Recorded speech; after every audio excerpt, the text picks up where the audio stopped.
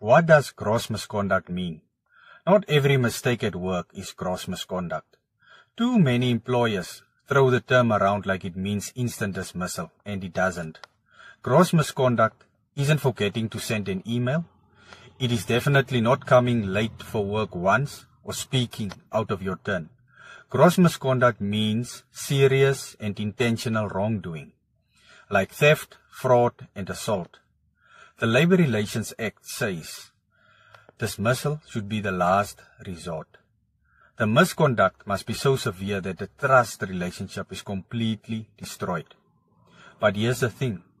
Some employers label everything as gross misconduct just to justify a dismissal. And employees don't fight back because they think the word gross misconduct means guilty. And it doesn't. A heated argument isn't gross misconduct. A mistake isn't gross misconduct. And a disagreement between yourself and your boss isn't gross misconduct. If you've been accused unfairly, don't panic. Get informed, get protected. At Labour and SA, we fight for fairness, truth, and the rights of every South African worker.